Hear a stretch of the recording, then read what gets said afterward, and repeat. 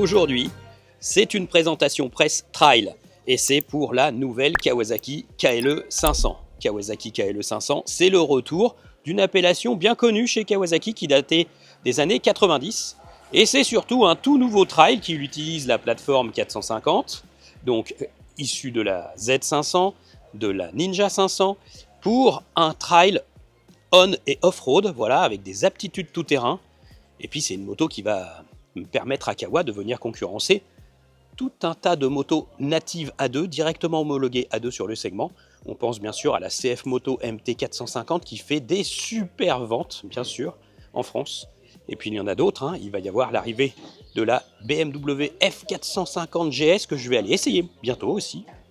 Et puis il y a la Royal Enfield Himalayan 450 aussi par exemple. Donc voilà, il y a du beau monde maintenant sur ce segment qui va devenir un segment clé du marché apparemment.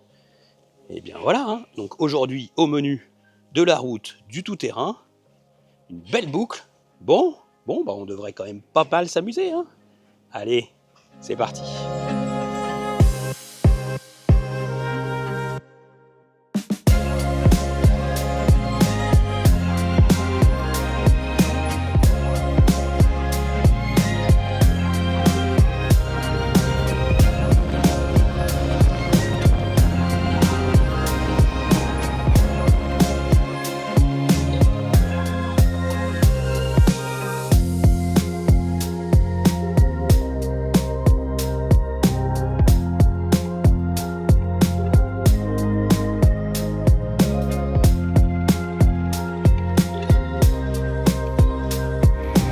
C'est le moment de s'arrêter et de faire le petit plateau technique pour les spécificités de cette moto. Nous sommes arrêtés dans le désert des Tabernas, c'est une réserve hein, au sud de l'Espagne, non loin de Almeria. Il y a de magnifiques massifs rocheux, beaucoup de caillasses. Voilà, on se croirait un peu dans le désert aux États-Unis, mais non.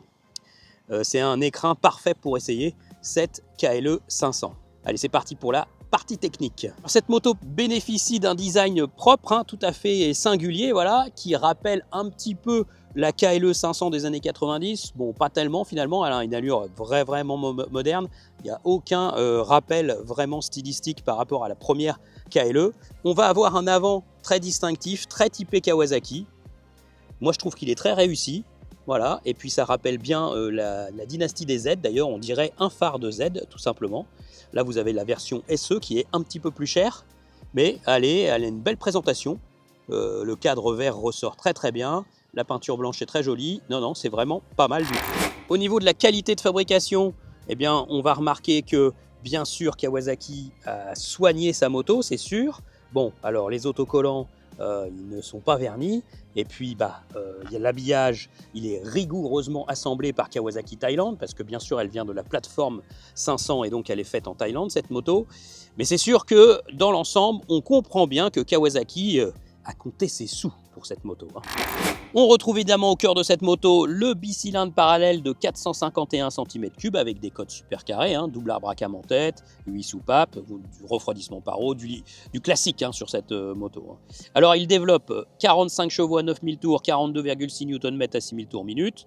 Donc c'est un A2 d'origine, hein, bien sûr. Il va consommer environ 4 litres au 100, annonce Kawasaki, mais moi je pense qu'on peut descendre en dessous. C'est un moteur qui est rigoureusement identique à celui de la Z500 ou de la Ninja 500, mais la cartographie a été revue pour correspondre à la philosophie de la KLE. Côté atelier, eh ben, on va y passer tous les ans durant la garantie ou tous les 12 000 km. Garantie de 4 ans chez Kawasaki. Partie cycle entièrement en acier hein, pour cette moto, hein, bien sûr, pour des raisons de coût. Donc on voit bien ici le cadre treillis tubulaire en acier vert, hein, voilà.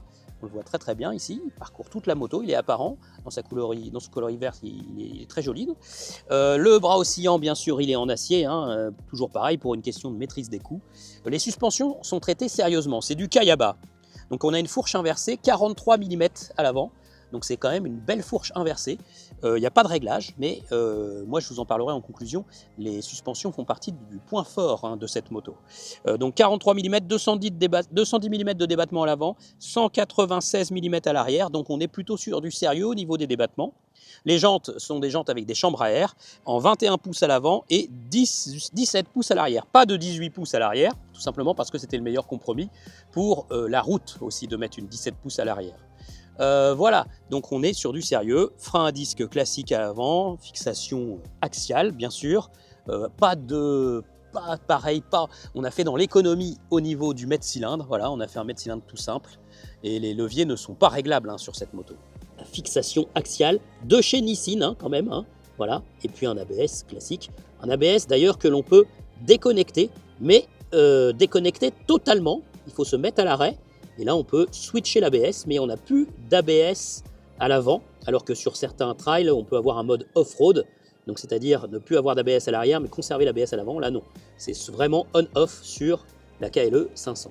La hauteur du sélecteur sur cette moto, voilà, hein, parce que tout simplement, il était trop bas d'origine avec mes grosses bottes. Mais il n'y a pas de shifter non plus. Pas de shifter parce que tout simplement, il n'y a pas beaucoup d'électronique sur cette moto. L'accélérateur, il est classique. Il est par câble, un accélérateur par câble. Il n'y a pas de ride-by-wire. Et puis, il n'y a pas de mode moteur. On n'aura pas non plus de traction control. On est vraiment sur une plateforme vraiment simple. Hein. Voilà, ici, c'est la simplicité qui a été choisie, toujours pour des raisons de rentabilité et de coût maîtrisé. Le réservoir que vous voyez ici, même s'il est bombé, il n'écarte pas trop les cuisses, la moto reste très fine. Et il fait 16 litres, donc autant dire que l'autonomie, ça va être costaud quand même. Hein. La selle, très bien dessinée hein, pour le pilote, comme pour le passager. C'est une selle en deux parties, et il y a des selles réglables. Hein. On peut régler, avoir une selle plus plate pour le passager, une selle un peu creusée pour le pilote, donc il y a plusieurs possibilités. La hauteur de selle est annoncée à 870 mm, mais heureusement la moto est étroite, et donc... Franchement, si vous faites entre 1m70 et 1m75, vous allez franchement bien vous en sortir. Et vous aurez les pieds quasiment à plat sur le sol avec 1m75, c'est sûr. Côté poids, on démarre à 175 kg à sec pour la version standard, 176 kg pour la SE à sec. Et tout plein fait, c'est annoncé à 194 et 195 kg. Alors c'est juste sous les 200 kg, on n'est plus très loin, c'est vrai, du poids d'une Ténéré 700 par exemple. Et c'est vrai que pour une 500, on va se dire que c'est quand même pas si léger que ça.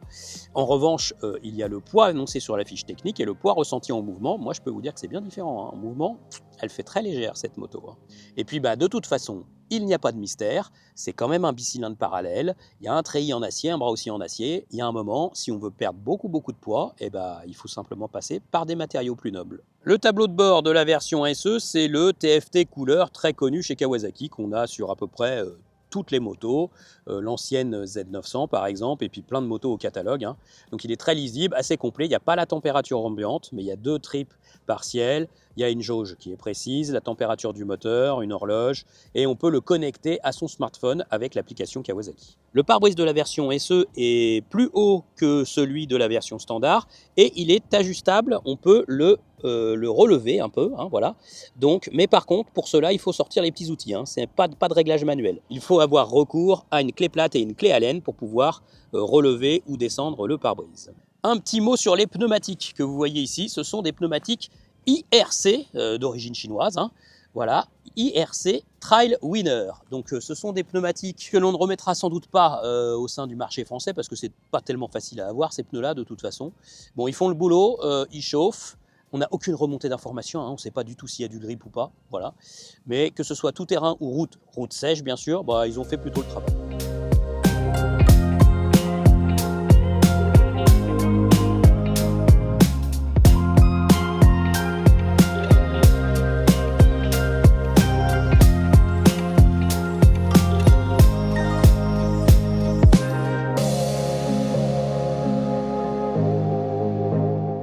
Voilà, ça va être le moment de conclure l'essai de cette Kawasaki KLE 500 pour 2026. Alors, c'est la nouveauté majeure du constructeur japonais. Franchement, ce constructeur, il compte beaucoup sur cette nouveauté pour faire une bonne année commerciale en France et même partout en Europe, parce que c'est un modèle surtout destiné à l'Europe. Alors ce qu'on a remarqué tout de suite en fait en détaillant cette nouvelle Kawasaki KLE 500, c'est plutôt la beauté de l'objet en fait, parce qu'elle est très mignonne cette moto. Elle a un vrai look de trail adventure, elle rappelle pas tout à fait la KLE 500 des années 90, on s'en éloigne quand même, elle a un look très moderne, dans la lignée de ce qu'on peut trouver sur le marché, entre une Transalp, une Ténéré, une Africa Twin, voilà, ça ressemble un peu à toutes ces motos-là, mais bien sûr avec la patte Kawasaki, on le voit à l'avant notamment avec l'éclairage et les phares qui rappellent vraiment le bloc optique de la Z, donc on est bien dans l'esprit Kawasaki, mais c'est une moto aventure et elle présente très bien, elle est très chouette. Surtout dans cette version SE que vous voyez avec une très très belle couleur, blanche avec le cadre vert qui ressort très très bien, et donc là c'est plutôt réussi de ce point de vue. La qualité de fabrication, c'est fidèle à Kawasaki. Hein. Les motos japonaises, en général, elles sont très bien fabriquées, on le sent. Hein. C'est fait pour durer ces motos. Hein. Les ajustements sont vraiment rigoureux. Il y a de très très beaux matériaux au niveau des plastiques, même si, très rapidement, on le voit aussi, Kawasaki a compté pour cette moto. Bien sûr, il s'est appuyé sur son outil de production en Thaïlande, parce que ça réduit le coût de la main-d'œuvre, et donc on a une moto qui va coûter quand même un peu moins cher à fabriquer. Malgré tout, ici, pas de fioritures. On a quand même un ensemble entièrement en acier, avec un cadre d'un seul tenant. Pas aussi en acier. Des jantes aussi qui sont avec des montages avec des chambres. Donc ce sont des jantes qui ne coûtent pas trop cher. On va remarquer aussi parfois que, par exemple, des autocollants sont dénués de vernis. Et puis, il y a l'aspect technologique. C'est une moto qui reprend la base 500, Z500, Ninja 500, Eliminator 500. Donc pas d'électronique, hein, pas d'accélérateur électronique, mais donc pas non plus de mode moteur, mais ça c'est pas très grave, je vous en reparlerai. Côté agrément, ça n'a pas d'impact sur l'agrément, mais aussi comme c'est une moto qui est dénuée d'un grand package électronique, c'est aussi ça abaisse un peu les coûts. Et puis on remarque par exemple que les leviers ne sont pas réglables en écartement, alors que chez Kawasaki souvent les deux leviers sont ajustables. Donc ça veut dire tout simplement qu'ici on a compté quand même, on a compté. Côté prise en main, ça c'est une bonne surprise. La hauteur de selle est à 870 mm du sol, et la moto est très étroite, l'arcade à l'entrejambe est bien étudiée. Et vous le voyez, j'ai fait un petit rush, même en mesurant moins d'1,70 m, 168 cm pour moi sous la toise. Eh bien, il n'y a pas de problème de prise en main de cette moto. Je suis un peu pointe des pieds de chaque côté, mais la moto est étroite et elle reste légère. 195 kg, annoncé tout plein fait, ça doit le faire, ça doit être ça, avec un beau réservoir de 16 litres quand même. Donc non, c'est vraiment pas un problème de ce côté-là au niveau de la prise en main. Et tout de suite, la moto dévoile un comportement qui est très facile, très sain. 195 kg, oui, mais à la conduite, ça en paraît moins, parce que la moto est très équilibrée. Et puis on n'a pas trop ce sentiment d'avoir une roue de 21 pouces à l'avant, avec un comportement très trail, en avant très haut. Non, cette moto, elle est quand même très naturelle de prise en main. Donc, on remarque aussi très rapidement qu'il y a un excellent équilibre de suspension sur cette moto, surtout dans cette catégorie. Parce que on a des belles suspensions de chez Kayaba, fourche de 43 mm, des grands débattements de suspension pour pouvoir faire du tout-terrain. Mais malgré tout, sur la route, ça le fait. D'accord, il y a un transfert. Quand on freine, elle va plonger de l'avant, mais elle reste très naturelle. Donc, de ce côté-là, la qualité de prise en main, la partie cycle, tenue de route à haute vitesse, facilité dans les virages, c'est impeccable, vraiment. On a des bonnes suspensions, on a aussi un très bon freinage, avec un très bon frein arrière qui fait mieux que ralentir la moto. Il aide vraiment, notamment à tourner et à plaquer la moto au sol quand on veut lui mettre un petit peu de stabilité sur l'angle. Donc ça, c'est très très bien, il n'y a aucun problème là-dessus. Ensuite, on utilise le moteur. Voilà, alors le moteur, on le connaît. Hein. Ce moteur, il est tonique, c'est sûr. Voilà, on tire, on accélère en grand, il sort ce moteur, il sort ses chevaux. Voilà, il a pas mal d'allonge en fait. Il peut monter au-delà de 8000 tours sans aucun problème. Donc ça, c'est plutôt chouette. Et puis, il s'énerve, il est un petit peu rageur. Seulement, voilà, il est calé à 180 degrés, enfin 360, disent aussi les ingénieurs japonais. Et ce calage moteur, c'est ce qu'on connaît chez Kawasaki, c'est pas ce qu'il y a de plus agréable sur le marché. Voilà. C'est un moteur qui vibre un petit peu quand on dépasse les 7-8 000 tours. C'est un moteur qui n'a pas une très très belle sonorité, même si l'échappement à Krapovic améliore grandement les choses.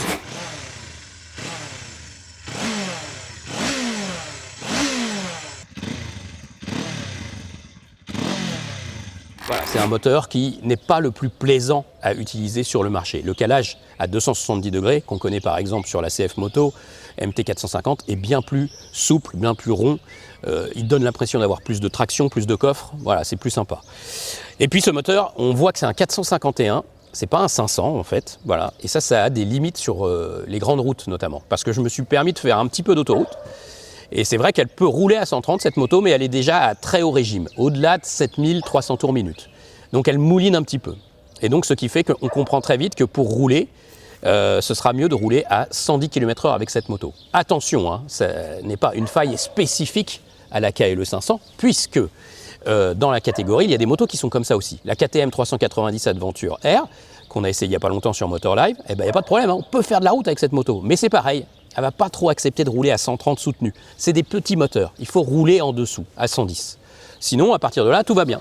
Mais là aussi, quand on sort d'un virage en montée, on a fait plein de virages de col dans cet essai, et ben là on le voit, hein, tout seul dessus, on peut cravacher, on ressort, mais quand on va être à deux et qu'on va aller en balade, bah, c'est sûr que ça va être un peu limité hein, quand même. Hein. Donc voilà, donc il faut savoir que ce moteur, il a des bons niveaux de performance, mais côté agrément et côté performance à deux par exemple, ça va être un peu plus limité. Voilà, mais sinon, cette moto, elle est capable de faire de la route, ça c'est génial, parce qu'on a une bonne protection dans cette version SE avec la bulle plus haute, protège-main, un super confort, la selle, les suspensions, et on peut faire du tout-terrain. Franchement, on est allé dans tout-terrain, on s'est bien amusé.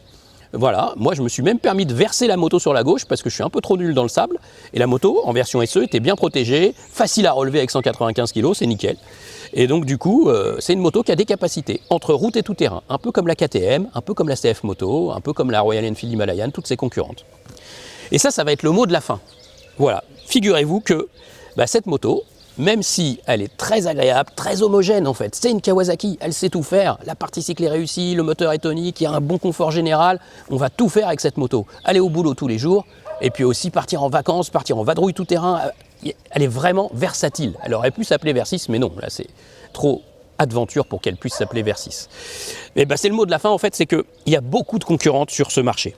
Énormément de concurrentes. Et ça va être énorme pour cette catégorie. En version SE, ici présente, qu'il faut prendre, hein, parce qu'elle a les beaux coloris, les protections latérales, le gros sabot moteur, les protège-mains, la bulle plus haute, le cranto FT. Elle coûte 7 399 €. Telle que vous la voyez ici en version rallye, avec l'échappement à Krapovic, les feux additionnels, par exemple la grille de radiateur, ça coûte 1 300 € de plus, donc on atteint 8 699. Attention, là ça commence vraiment à faire cher avec le pack rallye, ça commence à faire plus cher. Hein.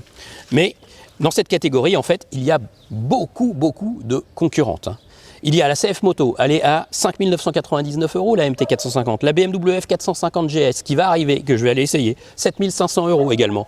Il y a la Royal Enfield Himalayan qui commence à 5 890. Il y a la nouvelle Morbidelli T502X, 5 999, la KTM 390 Adventure, R 7199, il y a deux QJ moteurs, SRT 450RX et SRT 600 SX Touring, 6299 et 6899, et il y a même une Vosges, la DS 625X, 6999 €. Et puis après au-dessus, il y a la Honda NX 500, qui est un peu plus chère, mais qui est beaucoup plus routière, il faut le dire hein, aussi, hein, c'est plus une moto de route.